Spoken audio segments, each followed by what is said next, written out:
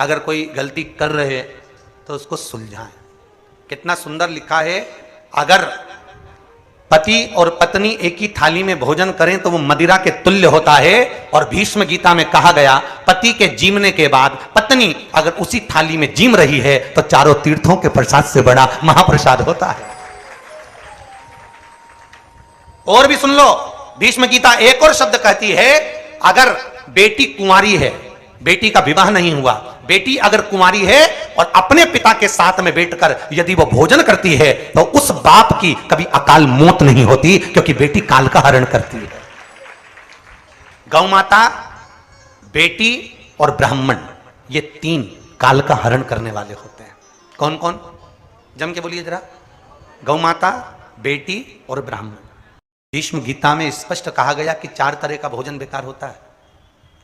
भीष्म गीता में कहते हैं 4 तरह का भोजन बेकार होता है। पहले नंबर का भोजन, जिस भोजन की थाली को कोई लांग कर चले गया, फिर वही चोट लगने वाली बात है। जिस भोजन की थाली को कोई लांग कर चले गया वो नाली में पड़े हुए कीचड़ के बराबर होता है।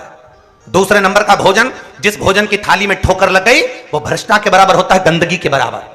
तीसरे नंबर का भोजन, जिस भोजन की थाली में बाल पड़ा हो वो दरिद्रता प्रदान करता है महाराज। और चौथे नंबर का भोजन, पति और पत्नी अगर एक ही थाली में भोजन कर रहे हैं तो वो मदिरा के तुल्य होता है महाराज। वो मदिरा के तुल्य है अगर पति और पत्नी एक ही थाली में भोजन कर रहे हैं।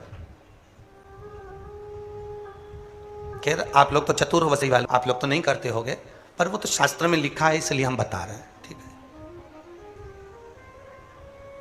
गलती नहीं होती होगी, फिर भी ये काल का हरण करने वाले, इनको देने से कभी नहीं घबराना। बहन बेटी आए तो उसको तुरंत कुछ ना कुछ दे दो, उसको देने से घबराना नहीं। बहन बेटियों को देने से कभी नहीं घबराना चाहिए, उससे घटता नहीं है, बढ़ता है। पर करे क्या, जब जब बहन बेटी आती है ना तो भाभीयों का मुंह भगोना हो जाता है।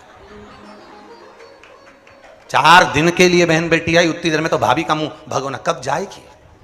और तो और बच्चों पे चौकीदारी बढ़ जाती है। बच्चों से कहते जा दादी के कमरे में बैठ जा, तो बच्चे कहते मम्मी तू तो बोलती थी हमेशा पढ़ने बैठ जा, पढ़ने बैठ जा, अब तो तू कहती कि दादी के कमरे में बैठ जा। तो मम्मी बोलती जब तक बुआ यहां रहे तू दादी के कमरे में रहे। तो मम्मी दादी के कमरे में क्यों? दादी को देखते रहे बुआ को क्या दे रही है, देखते रहे। अब बच्चा दादी के कमरे में जाकर बैठ गया। अब दादी के कमरे में बैठा तो दादी ने भी उसको कहा जा पढ़ने बैठ, कि नहीं बैठूंगा। अरे पढ़ने क्यों नहीं बैठता? नहीं बैठूंगा। बुलाऊं तेरी मम्मी को? बुला लो। उन्हीं ने कहा जब तक बुआ रहे जब तक नहीं रहे।